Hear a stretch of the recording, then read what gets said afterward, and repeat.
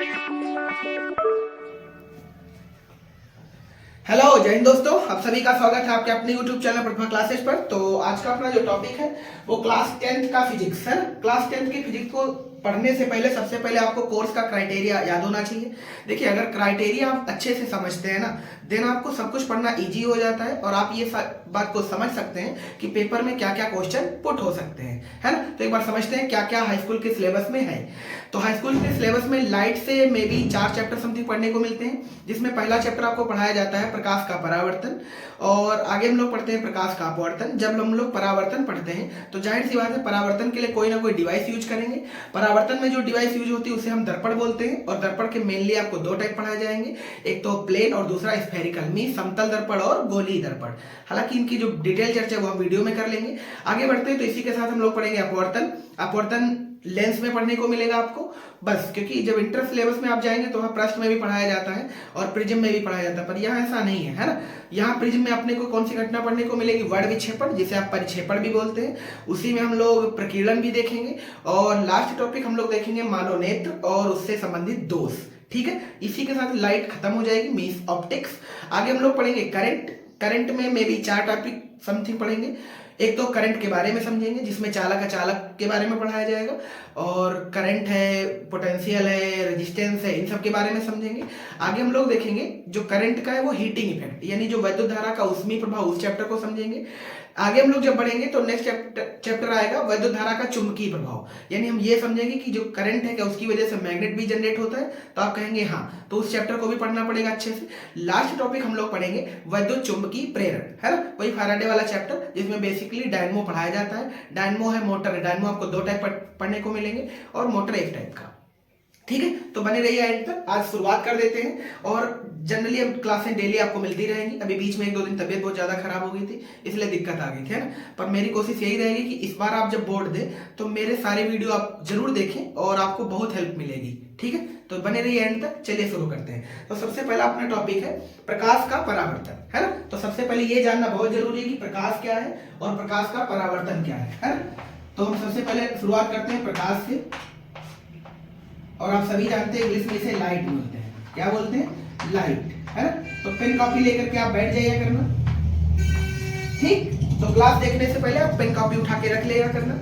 यहाँ पर जो कुछ भी बोला जाए आप उसे आराम से नोट डाउन कर सकते हैं, क्योंकि यहाँ लिखना तो बहुत इजी काम नहीं रहेगा, बहुत वीडियो लंबे हो जाएंगे, इसलिए आराम से पढ़ते हैं समझ समझ के, है ना। तो सबसे पहला टॉपिक ये है कि हमें ये पता होना चाहिए कि प्रकाश क्या है। ठीक, तो आपको बता दें इस वीडियो में केवल हम 2 टॉपिक कंप्लीट करेंगे। एक तो ये समझेंगे कि प्रकाश क्या है, दूसरा प्रकाश का एक फीचर समझेंगे जिसको हम बोलेंगे प्रकाश का परावर्तन। क्लियर हो गया? चलिए आगे बढ़ते हैं। तो सबसे पहला टॉपिक है कि प्रकाश क्या है, लाइट क्या है। तो आप सभी जानते हैं प्रकाश एक प्रकार की ऊर्जा है। प्रकाश एक प्रकार की ऊर्जा है, और हम तुमसे पूछे कैसी ऊर्जा है तो आप कहेंगे विकिरण ऊर्जा। किस प्रकार की ऊर्जा है? विकिरण, है ना। तो इन पॉइंटों को हम नोट डाउन करते चलते हैं। तो प्रकाश एक प्रकार की कैसी ऊर्जा है?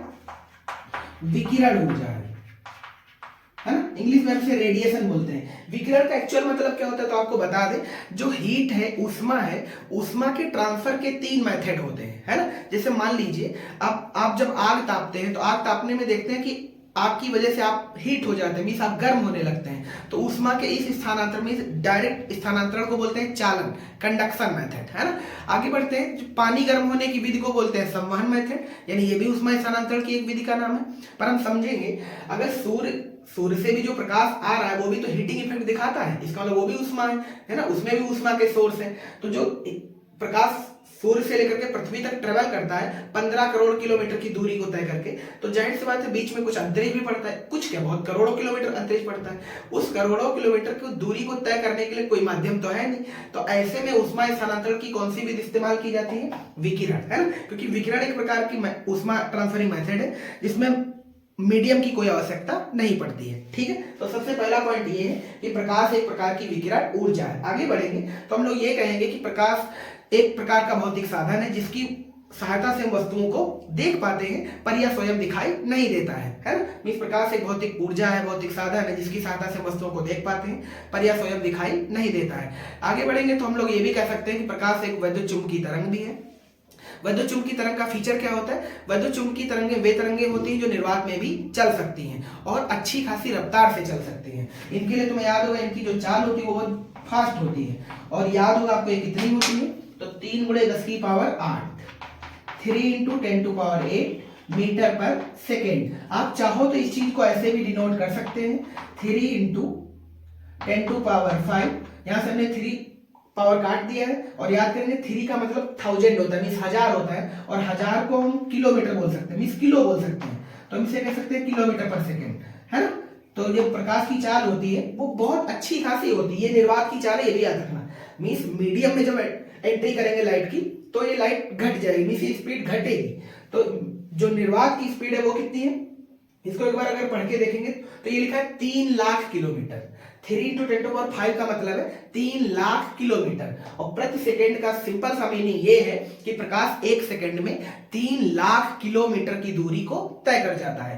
मात्र कितनी देर में, मात्र 1 सेकेंड में, यानी मेरे एक कहने में प्रकाश ने कितनी दूरी तय कर ली, 3 लाख किलोमीटर। हालांकि इस डाटा को आप याद रखें, ये तो सिर्फ समझाने के लिए आपको बताया था, ठीक। तो ये तो हो गया प्रकाश, ठीक। कुछ बातें और भी जानना बहुत जरूरी है। क्या प्रकाश में कुछ ऐसे भी सोर्सेस होते हैं जो 2 टाइप के हो जाते हैं, है ना। कौन कौन से, कुछ ऐसे सोर्स होते हैं जिनके पास खुद का प्रकाश होता है, और कुछ ऐसे सोर्स होते हैं जिनके पास खुद का प्रकाश नहीं होता है। तो जिनके पास खुद का प्रकाश होता है उनको लुमिनस बोलते हैं। लुमिनस मीन्स प्रदीप्त वस्तु में, कैसी वस्तु में, प्रदीप्त वस्तु में। और अगला होता है नॉन लुमिनस, जिनको बोलते हैं अदीप्त वस्तु में। यानी सोर्सेस के आधार पे कितने टाइप के हैं, 2 टाइप के, दीप्त और अदीप्त, या प्रदीप्त और अदीप्त कह सकते हैं, ठीक। तो एक बार इनको लिख देते हैं। दीप्त जिसको इंग्लिश में लुमिनस बोलते हैं, और अगला है अदीप्त जिसको इंग्लिश में अलुमिनस बोलते हैं या नॉन लुमिनस बोलते हैं, ठीक है। इनके मतलब क्या है, देखिए ये ऐसे प्रकाश स्रोत होते हैं जिनके पास खुद का प्रकाश होता है, मींस स्वयं प्रकाश जनरेट कर देते हैं। तो कौन से प्रकाश स्रोत कहलाएंगे, दीप्त। और जिनके पास खुद का प्रकाश नहीं होता उनको क्या बोलेंगे, अदीप्त। अब इनके एग्जाम्पल समझ लेते हैं। तो हम ये समझते हैं कि प्रकाश किस किस के पास है। तो देखिए सूर्य के पास अपना खुद का प्रकाश होता है, तारों के पास अपना खुद का प्रकाश होता है, घर में आपके जो लैंप जलता है उसके पास अपना खुद का प्रकाश है, जो बल्ब जल रहा है उसके पास भी अपना खुद का प्रकाश है। तो ये जितने भी एग्जांपल है वो सब किसके हैं, लुमिनस के है ना, लुमिनस ऑब्जेक्ट है। अगर नॉन लुमिनस ऑब्जेक्ट की बात करें तो नॉन लुमिनस में एक एग्जांपल बहुत आता है चंद्रमा, क्योंकि हमें जनरली ऐसा लग जाता है कि चंद्रमा के पास अपना खुद का प्रकाश है। पर आपको ये बात याद रखनी है कि चंद्रमा के पास अपना खुद का प्रकाश नहीं है, ठीक है। तो चंद्रमा एक प्रकार की अदीप्त वस्तु है, तो चंद्रमा को लगता है कि दीप्त है ना, इसलिए इसका एग्जांपल अच्छे से याद रखिएगा। बाकी आप कुछ भी ले सकते हैं, जैसे बोर्ड है ये, है ना, कुर्सी मेज घर के आपके, तो वो सब कैसी वस्तु है, अदीप्त। तो दीप्त और अदीप्त आपको समझ आ चुका होगा, है ना। आगे हम लोग बढ़ेंगे तो प्रकाश के गुण को समझेंगे। प्रकाश के गुण के बेसिक पॉइंट आपको बता देते हैं, कुछ तो हमने आपके सामने लिखे, जैसे प्रकाश एक प्रकार की विकिरण ऊर्जा है, प्रकाश वैद्युत चुंबकीय तरंगों के रूप में चलता है, प्रकाश निर्वात में भी चल सकता है, प्रकाश निर्वात में कितनी रफ्तार से चल सकता है वो सामने लिखा है आपके, है। प्रकाश ऋजुरेखी गति में चलता है, ऋजुरेखी मार्ग में चलता है, सीधी रेखा में चलता है, ये बात भी आप याद रखेंगे, अभी आगे समझा देंगे। प्रकाश कैसी रेखा में चलता है, ऋजुरेखी रेखा में, मतलब ऐसा समझ सकते हैं सीधी रेखा में चलता है, सरल रेखा में चलता है ना। कुछ बातें और आपको याद रखनी है, क्या क्या याद रखना तो एक बार बता देते हैं। प्रकाश की जो तरंगदैर्घ्य है वो भी फिक्स है ना, तो उसका तरंगदैर्घ्य को लैम्डा से लिखते हैं। प्रकाश तरंगदैर्घ्य को लिखने के लिए अपने पास ग्रीक अक्षर है जिसको हम बोलते हैं लैम्डा। लैम्डा बराबर जो प्रकाश की तरंगदैर्घ्य होती है वो ये होती है 3900 एंगस्ट्रॉम से 7800 एंगस्ट्रॉम, है ना। यानी जो प्रकाश की तरंगदैर्घ्य वो कितनी है, 3900 एंगस्ट्रॉम से लेकर के 7800 एंगस्ट्रॉम तक,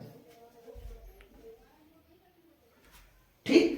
और इस 3900 और 7800 का मीनिंग क्या वो भी बता देते हैं। आपने याद होगा कभी ना कभी रेनबो के बारे में जरूर पढ़ा होगा, वर्ड विक्षेपण के बारे में पढ़ा होगा आपने, उसमें देखा होगा जब प्रकाश की लाइट को एक प्रिज्म एक ऑब्जेक्ट होता है, छोटा सा टुकड़ा होता है कांच का, उसको एक ऐसे हिसाब से डिजाइन किया जाता है कि उसमें जब व्हाइट रे को डालते हैं तो जब बाहर निकलती है तो आधार की तरफ मुड़ जाती है, और आधार तरफ की मुड़ने के साथ साथ उसमें 7 कलर टूटते हैं। मींस अगर हमें प्रकाश के सारे रंगों को देखना है तो अपने लिए एक इंस्ट्रूमेंट यूज करना पड़ेगा, कौन सा, प्रिज्म बोलते हैं, क्या बोलते हैं, प्रिज्म। और उस प्रिज्म पर जब व्हाइट रे को डाला जाता है तो एक्चुअल में 7 रंगों में टूट जाती है। कितने रंगों में, 7 रंगों में। उन रंगों को याद रखने के लिए सिंपल सा टर्म है अपने पास, विबग्योर, है ना। हालांकि ये अभी अपना टॉपिक नहीं है, ये थोड़ा दूर है, पर हम लोग अभी समझा देते हैं और आगे हम लोग डिटेल से पढ़ेंगे, है ना।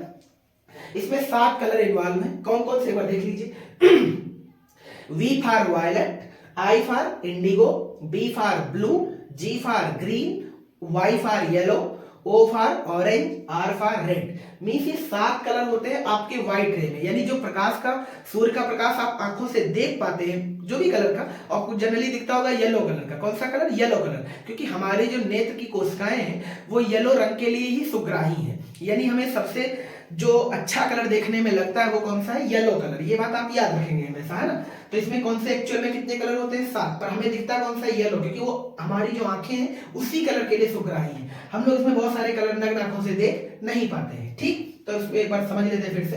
तो जो 39 एक्चुअल में लिखा है ये वाला नंबर, ये 39 इंग्लिश काम तरंगदैर्घ्य कौन से प्रकाश की है? तो आप कहेंगे वायलेट की है। किसकी है? वायलेट की है ना। और जो 78 इंग्लिश काम तरंगदैर्घ्य देख पा रहे होंगे आपको, ये कौन से प्रकाश की है? रेड की है ना। तो 3900 से 78 एंगस्ट्रॉम के बीच जितने भी लाइट प्रकाश आएंगे वो सब सनलाइट होगी। उस सनलाइट में बहुत सारे कलर इन्वॉल्व होते हैं, ये बात आप समझ चुके होंगे, ठीक है। तो आपसे एक दो क्वेश्चन यहाँ से और याद कर सकते हैं। सबसे कम तरंगदैर्घ्य किसकी? वायलेट कलर की। सबसे ज्यादा किसकी? रेड कलर की, है ना। और एक चीज और, नंबर भी इसका फिक्स है। वायलेट कलर का जो तरंगदैर्घ्य वो कितना होता है? 3900 एंगस्ट्रॉम होता है, जबकि रेड वाले का कितना होता है? 7800 एंगस्ट्रॉम होता है ना। तो ये बातें यहाँ से जितने भी क्वेश्चन आप पकड़ पाए पकड़ते रहिएगा, है ना, ठीक। आगे बढ़ते हैं। ये सब होने के बाद हम लोग ये पढ़ेंगे एक्चुअल में प्रकाश किरण क्या है ना। ये तो इसके कैरेक्टर हो गए, ये इसके क्या हो गए? कैरेक्टर। कैरेक्टर में और भी बहुत सारी बातें बोली जा सकती हैं, जैसे प्रकाश में परावर्तन होता है, प्रकाश में अपवर्तन की घटना होती है, प्रकाश में वर्ण विक्षेपण होता है ना। ये सारी घटनाएं इसके गुण में आ जाती है, तो हमें उनसे क्या फर्क पड़ता है? वो तो चैप्टरों के नाम है, आगे समझ लेंगे, है ना। तो आगे हम लोग चलेंगे। अब हम लोग पढ़ेंगे प्रकाश किरण क्या है, ठीक। प्रकाश किरण पढ़ना क्यों जरूरी है? क्योंकि उसके लिए हमें ये आना चाहिए कि जो आगे हम लोग जब इमेज फॉर्मेशन पढ़ेंगे, है ना, तो ये चीज समझना अनिवार्य बन जाता है कि प्रकाश किरण क्या है। तो इसको समझने के लिए एक सिंपल सा एक्सपेरिमेंट करते हैं, ध्यान से देखना। सपोज करते हैं ये एक बल्ब है, ठीक, और आपको याद होगा ये लुमिनस प्रोडक्ट है। कैसा है? लुमिनस। लुमिनस वो जो कंपनी, उसकी बात नहीं करें। लुमिनस का मतलब वे वस्तुएं जिनके पास अपना स्वयं का प्रकाश होता है, उनको हम लुमिनस बोलते हैं, ठीक है। तो ये सपोज करते हैं बल्ब, ठीक। आप सभी समझते होंगे इससे प्रकाश निकल रहा होगा, है ना। तो हम इसकी एक दो रेखा पहले खींच लेते हैं, सपोज ऐसे, ठीक। बहुत सारी लाइनें खींच ली हमने, यहां तो कोई दिक्कत तो नहीं, ठीक। अब ध्यान से देखना, इसमें हम एक जो लाइन खींची इसको ड्रा करते हैं अलग से, ऐसे खींचा हमने, तो एक्चुअल में इसका नाम है प्रकाश किरण। प्रकाश किरण, रे ऑफ लाइट, इसी को क्या बोलते हैं? प्रकाश किरण। यानी प्रकाश की वह रेखा जो स्रोत से निकल करके इन्फिनिटी तक जा रही है, मतलब कोई डिस्टेंस फिक्स नहीं है इसकी, है ना, इन्फिनिटी तक जा रहा है, तो एक्चुअल में इसको क्या बोलेंगे? प्रकाश किरण बोलेंगे। अब इसी में एक नाम और बड़ा इंपॉर्टेंट है। अच्छा, अगर हमें इकट्ठे सभी का नाम बोलना हो, यानी सभी का अगर एक नाम लिखना हो तो फिर क्या करें? यानी सभी का अगर मुझे एक नाम लिखना हो तो फिर क्या करना चाहिए? तो इनके लिए अपने पास एक नाम है, इसको बोलते हैं प्रकाश पुंज। क्या बोलते हैं? प्रकाश पुंज, बीम ऑफ लाइट। क्या बोलेंगे? Beam of light. कोई दिक्कत तो नहीं किसी को, ठीक। यानी एक रेखा को हमें क्या बोलना आना चाहिए? प्रकाश किरण, रे ऑफ लाइट। क्या बोलेंगे? Ray of light. और अगर हमें प्रकाश किरणों के ग्रुप को बोलना हो तो फिर क्या बोलेंगे? बीम ऑफ लाइट, मींस प्रकाश पुंज, ठीक है। अब आगे बढ़ते हैं। तो प्रकाश पुंज एक्चुअल में कई टाइप के होते हैं। कौन कौन से टाइप होते हैं वो चीज यही से समझाते हैं, ध्यान से देखना बस आप, है ना। तो इसको मिटाते हैं, आगे देखते हैं। तो प्रकाश पुंज के 3 टाइप हैं। कौन कौन से 3 टाइप हैं? इन तीनों नामों को बेसिक याद रखना है। कभी कभी क्या होता है कि बहुत सारी प्रकाश किरणें एक ही बिंदु पर कलेक्ट होती हैं। बहुत सारी प्रकाश किरणें एक ही पॉइंट पर कलेक्ट होती हैं, है ना। तो जब एक ही पॉइंट पर बहुत सारी प्रकाश किरणें कलेक्ट हो तब एक्चुअल में इसे बोलते हैं अभिसारी। क्या बोलते हैं? अभिसारी प्रकाश पुंज, या किरण पुंज भी नाम दे सकते हैं, ठीक है। अभिसारी प्रकाश किरण पुंज, यानी जब बहुत सारी आपतित किरणें एक ही बिंदु पर कलेक्ट हो तब इसे क्या बोलेंगे? अभिसारी प्रकाश पुंज। आगे बढ़ते हैं तो इसका रिवर्स कर दीजिए। रिवर्स का मतलब क्या है? एक ही पॉइंट से बहुत सारी किरणें जा भी तो सकती हैं, है ना, फैल भी तो सकती हैं। तो जब एक ही पॉइंट से बहुत सारी किरणें निकलेंगी, मींस फैलेंगी, तब इसको बोलते हैं अपसारी। ये नाम आप याद रखना क्योंकि आगे ये सब आएंगे बार बार, है ना। अभिसारी और अपसारी। अभिसारी का मतलब होता है कन्वर्जिंग करना, अरे कलेक्ट करना, और अपसारी का मतलब होता है मतलब नहीं क्या बोलेंगे, फैलाना, है ना। फैलाना, तो अपसारी का मतलब फैला देना, अभिसारी का मतलब इकट्ठा करना। तो प्रकाश किरण पुंजों के 3 टाइप होते हैं, एक अभिसारी, दूसरा अपसारी, एक और भी है, वो है समांतर। कौन सा? समांतर। समांतर में क्या होता है, बहुत सारी प्रकाश किरण पुंज एक ही दिशा में को आगे बढ़ती है ना। तो ये कौन सा हो गया? समांतर प्रकाश किरण पुंज। उम्मीद करते हैं यहां तक आपको समझ आया होगा, है ना। तो जो प्रकाश किरण पुंज है वो कितने टाइप के होते हैं? 3 टाइप के। कौन कौन से? अभिसारी, अपसारी और समांतर। अभिसारी का अब फिजिक्स में याद रखना, मतलब क्योंकि आगे भी आएगा, है ना, बार बार नहीं चाहते कि आप अच्छे से समझें। अभिसारी का मतलब होता है कि जब प्रकाश किरण पुंज या जब प्रकाश किरण किसी एक ही बिंदु पर कलेक्ट हो तब क्या बोलेंगे? अभिसारी। अपसारी का मतलब जब एक पॉइंट से प्रकाश किरणें फैल जाए तब क्या बोलेंगे? अपसारी। और समांतर का मतलब जब बहुत सारी प्रकाश किरणें एक ही दिशा में चले और वो सब एक ही डायरेक्शन में और उनके बीच का जो गैप है वो समान हो, तब इसे क्या बोलेंगे? समांतर। कोई दिक्कत तो नहीं। तो प्रकाश किरण पुंज के कितने टाइप है? 3। ठीक, अभिसारी, अपसारी और समांतर। ठीक, आगे बढ़ते हैं। आगे बढ़ेंगे तो अपने को एक प्रकाश का कैरेक्टर आपको पढ़ाना है, और वो ये प्रकाश का परावर्तन क्या है। प्रकाश का परावर्तन क्या है? तो प्रकाश का परावर्तन समझने के लिए घरों में आपने बहुत बेसिक कुछ ना कुछ प्रयोग जरूर किए होंगे। आपने देखा होगा जो चमकदार वस्तुएं होती हैं या जो चिकनी वस्तुएं होती हैं उन पर जब हम लाइट गिराते हैं, मींस टॉर्च गिराते हैं, टॉर्च का प्रकाश गिराते हैं, तो वो चमकने लग जाती है, उनसे कुछ प्रकाश का भाग रिफ्लेक्ट हो जाता है ना, वो एक्स्ट्रा चमकती है। जैसे मान लीजिए आपके घरों में दर्पण तो होगा ही, तो दर्पण जब हम प्रकाश डालते हैं दर्पण पर तो देखते नहीं चमकने लग जाता है, या उसके आगे हम फिर नहीं देख पाते हैं। तो एक्चुअल में इस घटना को बोलते हैं प्रकाश का परावर्तन। तो परावर्तन की परिभाषा ये है, जब प्रकाश किसी चिकने या पॉलिशदार सतह से टकराता है तो टकरा करके उसका कुछ भाग वापस भी लौट आता है उसी माध्यम में। तो लौटने के एक्चुअल में इस गुण को ही क्या बोलते हैं? प्रकाश का परावर्तन, है ना। तो एक बार रिपीट कर देते हैं। जब प्रकाश किसी चिकने तल पर गिरता है, जैसे मान लीजिए ये थोड़ा रफ टाइप तल है ना, और शीशा आपके घर का चिकना तल है, तो उस पर अगर हम लाइट डालेंगे तो उसका कुछ आंशिक भाग लौटेगा भी और उसी माध्यम में लौटेगा, मींस पीछे ही लौटाएगा।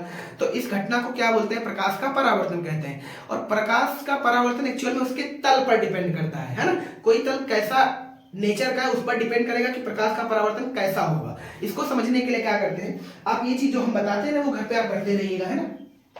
मान लेते हैं 3 सरफेस इधर ले लेते हैं, एक ये सरफेस, एक ये सरफेस और एक ये सरफेस, ठीक है। और ये तीनों अलग अलग सरफेस है, इनमें हम लिख देते हैं क्योंकि अब यहाँ कंफर्म नहीं कर सकते ना। तो सपोज करते हैं ये वाला सरफेस आपके घर का, ये मान लीजिए ये वाला बोर्ड है ना, कुछ भी ले सकते हैं। तो हम कोई 3 सरफेस अलग अलग, 3 का यहाँ पे बहुत सारी तुलना कर सकते हैं। तो सपोज हमने एक सरफेस लिया बोर्ड, दूसरा लिया आपके घर का मिरर,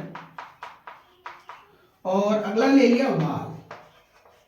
कौन सा सरफेस? वॉल, है ना। यानी 3 सरफेस है अपने पास, एक तो बोर्ड, मिरर और वॉल, है ना। और आपने इन तीनों को अच्छे से देखा हुआ। अब क्या करिए, इन तीनों पर टॉर्च लगाइए, रिजल्ट आपको अलग अलग मिलेंगे। क्या अलग अलग मिलेंगे? अगर हम इन तीनों की तुलना अच्छे से कर पा रहे हो तो क्या इस बोर्ड पर अगर हम टॉर्च लगाएंगे तो थोड़ा बहुत रिफ्लेक्शन होगा, मींस आंशिक परावर्तन। कैसा होगा? आंशिक परावर्तन।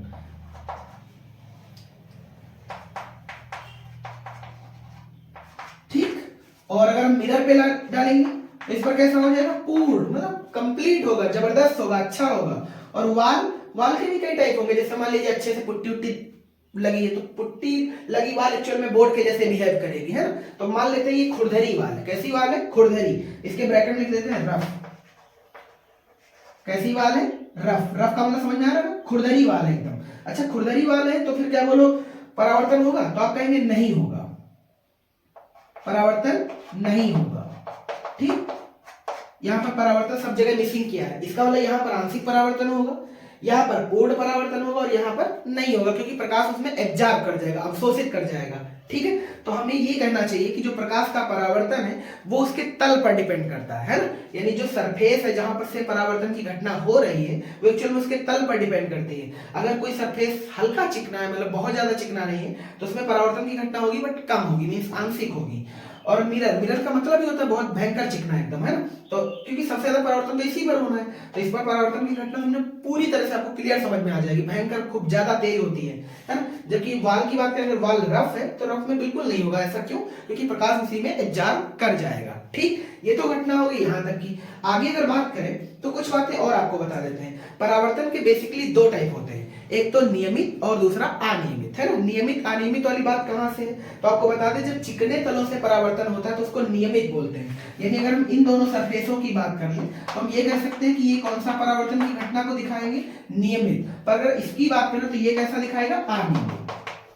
ठीक, यानी जब परावर्तन की क्रिया कौन से सरफेस से हो, रफ सरफेस से हो, मींस कोई खुरदरे सरफेस से हो, तब उसको बोलेंगे अनियमित। जब अगर चिकने तल से हो तो उसको क्या बोलेंगे, नियमित। बात क्लियर हो गई, ठीक। तो इसे आप सब बना बना के आप मिटाते रहिएगा। आगे बढ़ते हैं। अब हम लोग समझेंगे कि प्रकाश के परावर्तन का कोई एग्जाम्पल कर लेते हैं। तो एग्जाम्पल करने के लिए जाहिर सी बात है कि दर्पण लेना पड़ेगा, है। और दर्पण लेंगे तो दर्पण के दो टाइप पढ़ाए जाएंगे आपको, कौन कौन से, एक तो समतल दर्पण, दूसरा गोलीय दर्पण, है ना। तो आज के टॉपिक में हम केवल और केवल प्रकाश का परावर्तन समझेंगे, वो भी समतल दर्पण में, ठीक है। समतल दर्पण क्या, उसको हम नेक्स्ट वीडियो में बात करेंगे, पर आज के अपना केवल और केवल टॉपिक है प्रकाश का परावर्तन। तो प्रकाश के परावर्तन के लिए सबसे पहला काम क्या करते हैं कि हम एक सरफेस लेते हैं। क्या लेते हैं, सरफेस, है ना। और ये पृष्ठ है, ये पारदर्शी पृष्ठ है। कैसा पृष्ठ है, पारदर्शी। अभी पर अगर हम इसमें एक साइड पर पॉलिश कर दें, एक साइड पर क्या कर दें, पॉलिश। ये फेरिक ऑक्साइड है, जैसे लाल ऑक्साइड है, पेंट है, पॉलिश है, वर्निश है, बहुत सारे नाम दे सकते हैं आप इसे, ठीक है। तो ये सरफेस था पहले, और इसमें हमने एक तरफ क्या कर दिया, पॉलिश।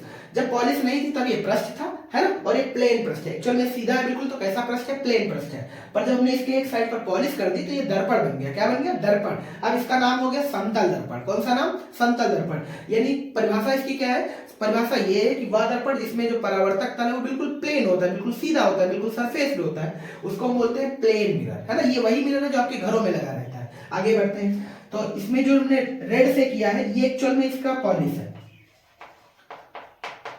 ये क्या है, पॉलिश, है ना। लाल ऑक्साइड वगैरह, रेड ऑक्साइड वगैरह जो भी कह सकते हैं, फेरिक ऑक्साइड है। और जो ऊपर वाला सरफेस हल्का ग्रीन टाइप है, ये वाला, ये इसका परावर्तक तल है। कौन सा तल है, परावर्तक। परावर्तक तल का मतलब ये है कि प्रकाश का जो परावर्तन है इसी तल से होना है, ठीक। आगे बढ़ते हैं। अब सपोज करते हैं इस पर हम कोई प्रकाश किरण गिराते हैं, है ना। कोई प्रकाश किरण गिराते हैं, फिर उसकी जो भी फिनोमिना उनको नोट करते हैं, उनको समझते हैं क्या हो रहा है। तो हम सपोज करते हैं इस पर प्रकाश किरण तिरछा आपतित है ना। यानी ये प्रकाश किरण इस वाले दर्पण पर तिरछा गिर रही है, और तिरछा गिरने के बाद रिजल्ट आपको कुछ ऐसा नजर आएगा। और ये एक्सपेरिमेंट आप घर में कर भी सकते हैं। आप शीशे पर एक तिरछा लाइट लगाइए तो क्या प्रकाश थोड़ा बेंड होकर कैसे निकलेगा, है ना, उसी माध्यम में ऐसे बेंड हो जाएगा थोड़ा सा, ठीक है। तो अब बताना आपको ये कि आपने जो प्रकाश दर्पण पे गिराया है उसको क्या कहते हैं, जिस पॉइंट पे गिराया उसको क्या कहते हैं, जहां से प्रकाश बेंड होता है उसको क्या कहते हैं। ये सारी बातें आपके लिए बहुत इंपॉर्टेंट है ना। तो समझते हैं इस बात को।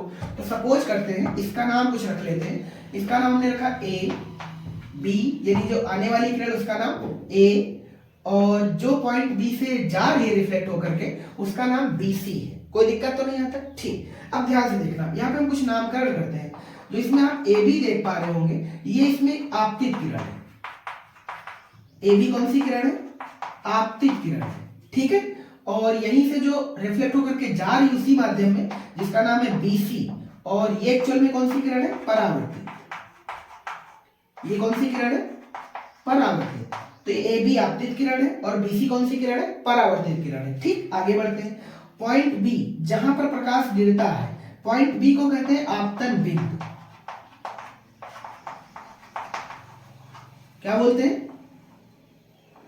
आपतन बिंदु, है ना। तो इतनी बातों को पहले समझा देते हैं। पृष्ठ क्लियर हो गया। पृष्ठ पर एक तिरछा प्रकाश किरण गिर रही है। जो तिरछी प्रकाश किरण गिर रही है इसका नाम क्या है, आपतित किरण। जो यहां से बेंड हो रही है उसका नाम है परावर्तित किरण। जिस पॉइंट पर प्रकाश गिरता है उसको क्या बोलते हैं, आपतन बिंदु कहते हैं, है ना।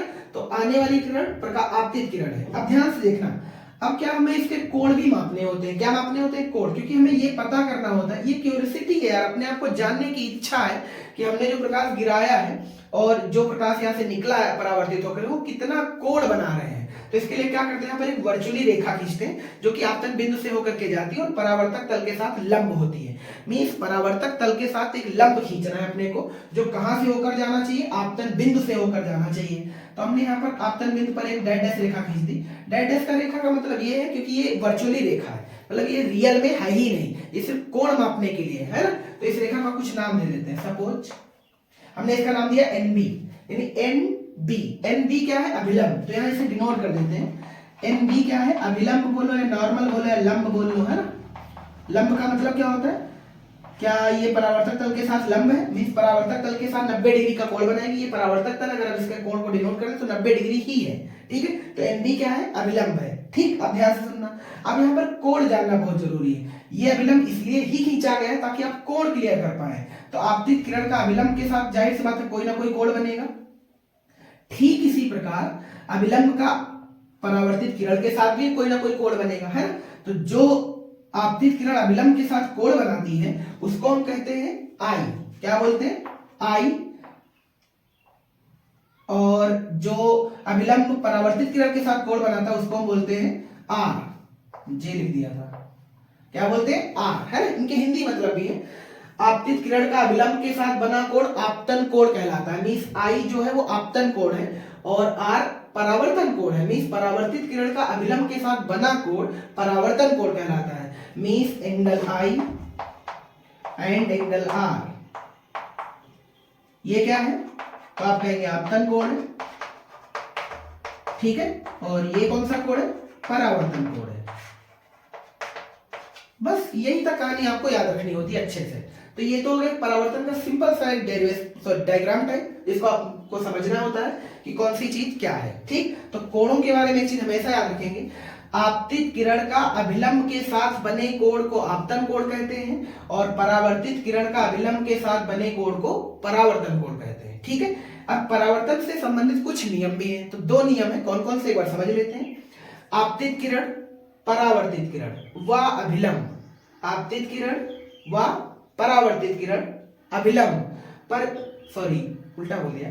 आपतित किरण कौमा परावर्तित किरण तथा आपतन बिंदु। बी क्या है? आपतन बिंदु। आपतन बिंदु पर खींचा गया अभिलंब तीनों एक ही तल में होते हैं। आपतित किरण, परावर्तित किरण तथा आपतन बिंदु पर खींचा गया अभिलंब तीनों एक ही तल में होते हैं। पॉइंट नंबर 2 इस पॉइंट नंबर 2 क्या है नियम का? पॉइंट नंबर 2 ये है, एंगल आई ऑलवेज इक्वल होगा किसके? एंगल आर के। मींस आपतन कोण सदैव परावर्तन कोण के बराबर होगा। कोई दिक्कत तो नहीं, ठीक। अब इसके आगे बढ़ते हैं, एक दो आपको फिनोमिना समझा देते हैं और उनको भी जानना बहुत जरूरी है क्योंकि ये तो आपके लिए बेसिक स्ट्रक्चर है ना। और बेसिक स्ट्रक्चर से आपका काम नहीं चलने वाला। अब आगे बढ़ते हैं, ये चीजें आप याद रखेंगे जो अभी अभी हमने आपको कही है, ठीक। ध्यान से देखना। चलो आगे देखते हैं, कोई नया डायग्राम बनाते हैं इधर साइड में। ध्यान से देखना। सपोज करते हैं ये एक दर्पण है ना, और कोई प्रकाश किरण लंब पर आपतित है। कोई प्रकाश किरण लंब पर आपतित है ना। तो यह लंब यही तो होगा, मान लीजिए ये वाला पॉइंट है बी। बी वही है अपना आपतन बिंदु। इस पर हमने कोई प्रकाश किरण गिराई है ना। तो ध्यान से देखेंगे तो आई 0 है। आई का मान 0 है। मीन से कितने कोण पर आ रही है? तो आप कहेंगे चूंकि लंब के पैरेलल आ रही है इसलिए आई का मान कितना आएगा? 0। आप सभी को पता होना चाहिए जब हम शीशे पर सीधा प्रकाश एकदम डालते हैं एकदम सामने से, तो आप याद रखे होंगे, देखा होगा कि आपको आगे कुछ भी दिखाई नहीं देता है। क्यों? क्योंकि प्रकाश उसी माध्यम में रिवर्स आ जाता है ना। आप चीजों को तभी देख सकते हैं जब थोड़ा तिरछा प्रकाश डालते हैं, ठीक है। तो ध्यान से देखना, जब ये लंब पर आपतित होता है तो क्या उसी माध्यम में रिवर्स भी जाएगा, है ना। तो जो आर होगा उसका मान भी 0 होगा। तो एक फिनोमिना है आपके लिए, ये याद रखेंगे, अगर कोई प्रकाश किरण लंब पर गिरती है तो वो उसी माध्यम में वापस जाएगी। ऐसा क्यों? क्योंकि परावर्तन कोण का भी मान वही होगा जो आपतन कोण का है, क्योंकि अभी भी नियम में बताया था हमने आपको, आपतन कोण सदैव परावर्तन कोण के बराबर होता है, ठीक है। तो ये वाला एक फिनोमिना याद रखना। एक दूसरा न्यूमेरिकल टाइप याद रखना है, क्या? उसे भी देख लो अच्छे से। इसे रख करते हैं, है ना। और वो सवाल क्या है इसको समझते हैं।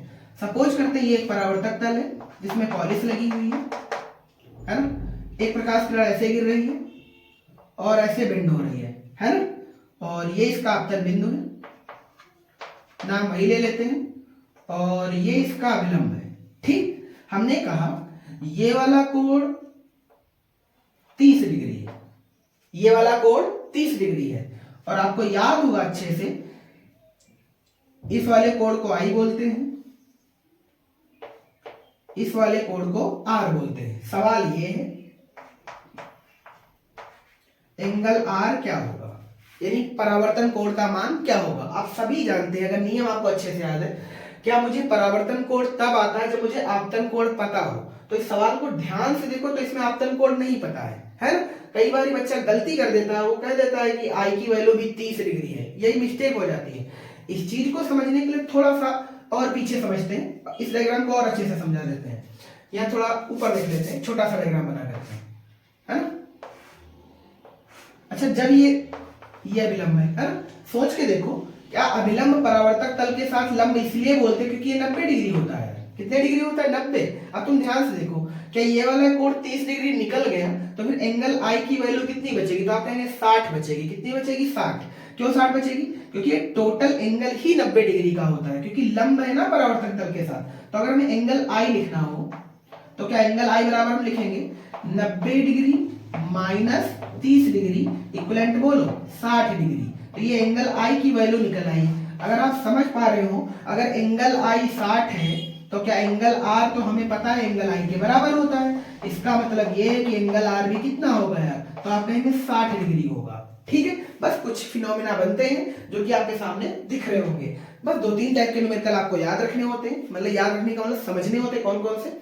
एक तो जब प्रकाश किरण लंब पर गिरेगी तो याद रखना कि वो 0 एंगल बनाएगी, क्योंकि प्रकाश किरण लंब के साथ पैरेलल हो जाएगी। पैरेलल मतलब दोनों एक ही दिशा में हो जाएंगे ऐसे, यानी ये मान लीजिए अभिलंब है और ये प्रकाश किरण जब एक ही पॉइंट पर आएंगे तो 0 डिग्री बनाएंगी। ठीक है, जब 0 डिग्री ये बनाएगा तो हमें पता है जितना आपतन कोण होता है उतना ही परावर्तन कोण होता है। इसका मतलब अगर कोई प्रकाश किरण अभिलंब पर गिर रही तो वो उसी माध्यम में वापस जाएगी। और ये बात याद रखेंगे, गोली दर्पण में इस ई पॉइंट को वक्रता केंद्र से समझेंगे। ठीक है, अगला पॉइंट है, हमेशा आप याद रखेंगे जो कोण बनते हैं, चाहे आपतन कोण हो चाहे परावर्तन कोण, वो ऑलवेज अभिलंब के साथ बनते हैं, ना कि आपतित किरण का परावर्तक तल के साथ, है ना। क्योंकि यहाँ पर ध्यान दो, जो 30 डिग्री वो आपतित किरण का परावर्तक तल के साथ कोण है, ना कि अभिलंब के साथ। तो परिभाषा याद रखना आपके लिए बहुत जरूरी है कि आपतन कोण ऑलवेज बनता है अभिलंब के साथ आपतित किरण का, है ना। और अगला है परावर्तित किरण का अभिलंब के साथ हमेशा कोण बनता है परावर्तन कोण। तो परिभाषा आपके लिए याद रखना बहुत बहुत जरूरी है। ठीक, दूसरा एक पॉइंट और आपको बताना है, क्या बताना है तो वो समझ लेते हैं। देखिए,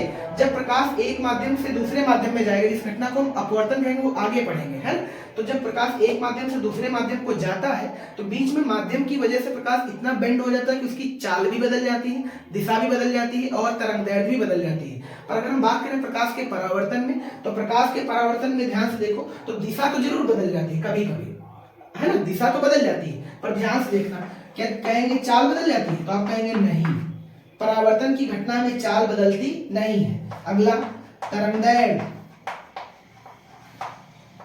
भी बदलती नहीं। ये कैरेक्टर आपको याद रखने हैं ना, क्योंकि बहुत जरूरी है आपके लिए थ्योरिकल भाषा पढ़ने के लिए। तो प्रकाश के परावर्तन की घटना में ना तो प्रकाश की चाल बदलती है और ना ही प्रकाश की तरंगदैर्घ्य बदलती है। पर अगर बात करें दिशा की तो ध्यान से, तो दिशा बदल जाती है। जैसे मान लीजिए ये इस दिशा में आ रहा था और टकरा करके इस दिशा में चला गया, है ना। तो याद रखना, बस माध्यम नहीं बदलता है ना, क्योंकि उसी माध्यम में चलता है।